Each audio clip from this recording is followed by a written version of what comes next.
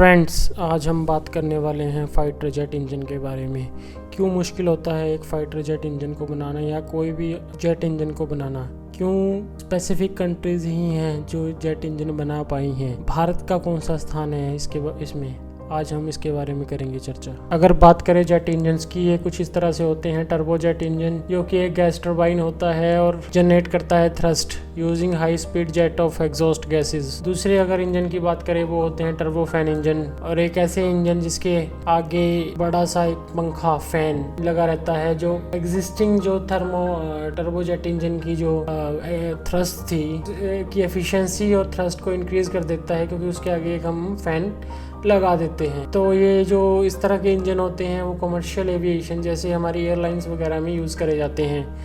Then next हमारे पास है turbo prop engine, जो इंजन गैस टरबाइन का यूज़ करते हुए एक प्रोपेलर को ड्राइव करते हैं, और ये बहुत ही कम स्पीड और कॉमनली जो छोटे छोटे एयरक्राफ्ट होते हैं वहाँ पे यूज़ किए जाते हैं। देन हमारे पास आ जाते हैं टर्बो शाफ्ट इंजन, जो कि बेसिकली टर्बो प्रोप ही होते हैं, बट यहाँ पे जो पावर जो ड्राइव की जाती है वो टर्बो मींस प्रोपेलर को नहीं, एक शाफ्ट को करी जाती है। तो इन इंजन्स का जो यूज़ है वो हेलीकॉप्टर्स में ही किया जाता है। फाइनली हमारे पास है रैम जेट इंजन्स, जो एक तरह के एयर ब्रीदिंग जेट इंजन्स होते हैं और हाई स्पीड के ऊपर ही ऑपरेट करते हैं। जो आती हुई इनकमिंग एयर होती है बिना कंप्रेसर का यूज़ किए हुए उसको बर्न करते हैं with the passage of fuel, और ये बहुत ही इफेक्टिव होते हैं सुपरसोनिक स्पीड पे। स्क्रैम जेट इंजन जो कि रैम जेट इंजन का ही आगे फर्दर टाइप है, और ये ऑपरेट कर सकते हैं, इफेक्टिव होते हैं हाइपरसोनिक स्पीड के ऊपर। जैसा कि आप अपनी स्क्रीन के ऊपर देख पा रहे हैं, ये एक स्ट्रक्चर है जिसमें जो भी आपके रोटेशनल ऑब्जेक्ट्स या पार्ट्स हैं वो कनेक्टेड है एक कॉमन शाफ्ट के साथ। सबसे पहले अगर हम बात करें तो ये आपका इनटेक है जहाँ पे आपका फ़ैन लगा हुआ है, उसके आगे है सीरीज ऑफ कंप्रेसर। देन हमारे पास है चैम्बर जहाँ पे आपका फ्यूल जो है हॉट एयर के साथ मिक्स होता है। देन हमारे पास फ्लेम होल्डर्स लगे रहते हैं जो इसको कंटिन्यूसली बर्न करते हैं। देन हमारे पास उसी शाफ्ट के साथ कनेक्टेड रहते हैं गैस टरबाइन, जो हमारी हॉट एयर गैसेज रहती हैं वो टकराती हैं टरबाइंस के ब्लेड के ऊपर, जो कि एक नैरो पैसेज के थ्रू जाते हैं। देन हमारे पास फाइनली इसका आउटटेक या एग्जॉस्ट लगा रहता है, जो आगे आफ्टर बर्नर के साथ भी कनेक्टेड रहता है। ये जो चीज़ आप देख रहे हैं दिखने में जितनी आसान लगती है बनाने में उतनी ही मुश्किल है, क्योंकि ये जो डायग्राम है एक जनरल सा आइडिया आपको दे रहे हैं, बट अगर हम इसकी रियल स्ट्रक्चर की बात करें तो ये बिल्कुल ही इसके ऑपोजिट में। हम ऐसा इसलिए कह रहे हैं क्योंकि इसमें लगे होते हैं बहुत तरह के सेंसर्स, जो पॉइंट टू पॉइंट डेटा जो है वो कंप्यूटर ऑन बोर्ड कंप्यूटर्स जो इंजन को कंट्रोल करते हैं वहाँ तक ये सारा डेटा रियल टाइम में रियल सिनेरियो में ट्रांसमिशन होता रहता है। आइए अब इसको और डिटेल में ब्रेक डाउन करते हैं। तो अगर हम बात करें ऑपरेशंस की, फाइटर जेट इंजन या फिर जेट इंजन के ऑपरेशंस की, तो ऐसे कौन कौन से पैरामीटर्स हैं जो इसको इफ़ेक्ट करते हैं ड्यूरिंग ऑपरेशन। तो सबसे पहले हम बात करेंगे जो इसके हाई टेम्परेचर सेक्शंस रहते हैं, जो कि हमारे कंबस्टर और टरबाइन रहते हैं, जो कि बहुत ही वेरी हाई टेम्परेचर्स आप मान के चलो 1200 से 1500 डिग्री सेल्सियस टेम्परेचर के ऊपर ऑपरेट करते हैं। तो ये चूँकि जो कंबस्टर रहता है वहाँ कंप्लीट कंबशन हो रही होती है, और टरबाइन के ऊपर जो हॉट गैसेस होती है उनका टोटली बम्बार्डमेंट हो रहा होता है, तो इसके कारण जो टेम्परेचर है वहाँ पे जो पार्ट्स लगे रहते हैं, ब्लेड्स लगे रहते हैं टरबाइन के, वो ऑलमोस्ट एक्सीड कर देता है। तो उसकी जो डिज़ाइनिंग है और मटेरियल्स है उसकी सिलेक्शंस जो है बहुत ही क्रिटिकल हो जाती है।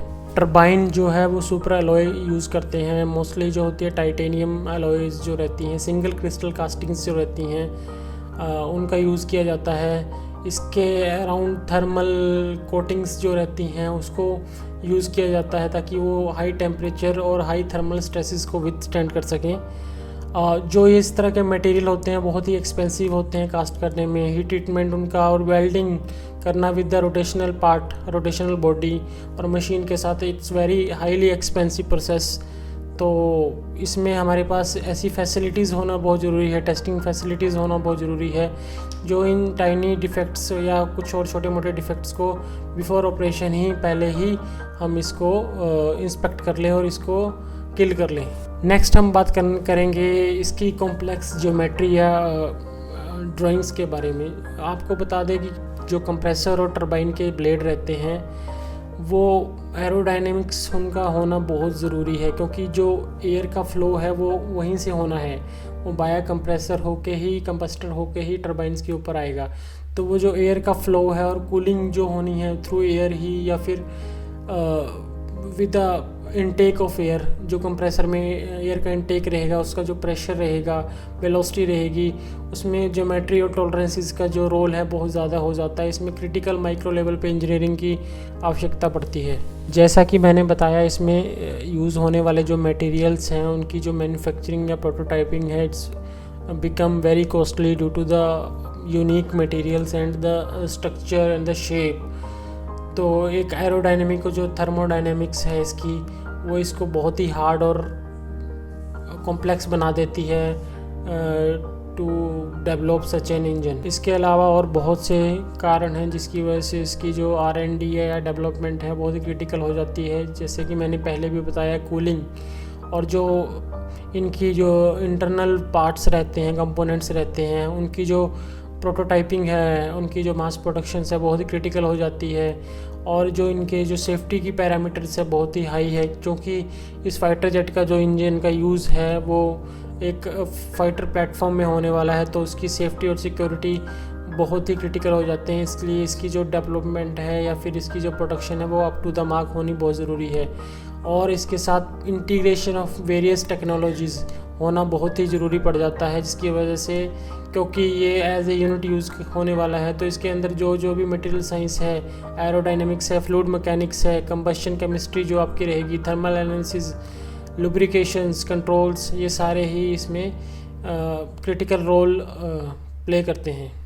तो अभी हम बात करेंगे विश्व में ऐसी कौन कौन सी कंट्रीज़ हैं जो इस प्रोग्राम के ऊपर काम कर चुकी हैं, काम कर रही हैं, या फिर इनका कोई फ्यूचर प्लान है। तो सबसे पहले आती है यूनाइटेड स्टेट्स ऑफ अमेरिका, जो कि jet engine, fighter jet engine में सबसे एडवांस्ड और मॉडर्न कंट्री कहलाती है। तो अगर हम बात करें यूनाइटेड स्टेट्स की, तो इनके पास है GE एरोस्पेस और पैट एंड विटनी, जो कि दो मेजर कंपनीज इनके पास हैं जो मिलिट्री एंड कमर्शियल इंजन दोनों ही बनाती हैं।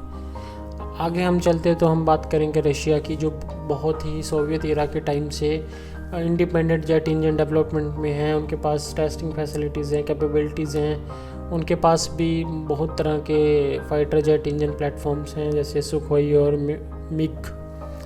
नेक्स्ट हम बात करेंगे यूनाइटेड किंगडम की, जो ऑलरेडी इस एरिया में काफ़ी पहले से है। उनकी जानी मानी कंपनी रोल्स रॉयस और मेजर ग्लोबल इंजन मैन्युफैक्चरर है। दैन हमारे पास है फ्रांस, जो कि साफरान जैसी मेजर कंपनी जो कि राफेल जैसे फाइटर जेट इंजन को पावर करते हैं, तो फ्रांस भी इस लिस्ट में शामिल है। तो नेक्स्ट हमारे पास है चाइना, जो अभी इसी टेक्नोलॉजी के ऊपर रिसर्च और R&D में लगा हुआ है और काफ़ी अच्छी डेवलपमेंट भी करी है, और इस इंजन टेक्नोलॉजी के ऊपर, स्पेशली फाइटर जेट इंजन के ऊपर काफ़ी अच्छे से काम कर रही है, और रिवर्स इंजीनियरिंग और बैक इंजीनियरिंग में भी बहुत आगे है। और अदर कंट्रीज़ की अगर हम बात करें तो Sweden, Bharat, India, then Germany, then Europe के कुछ अदर कंट्रीज़ जो हैं इस R&D में लगे हुए हैं, इस कैपेबिलिटीज़ को डेवलप करने में लगे हुए हैं। तो आज की वीडियो में इतना ही। धन्यवाद। सब्सक्राइब करें, लाइक करें, शेयर करें। धन्यवाद।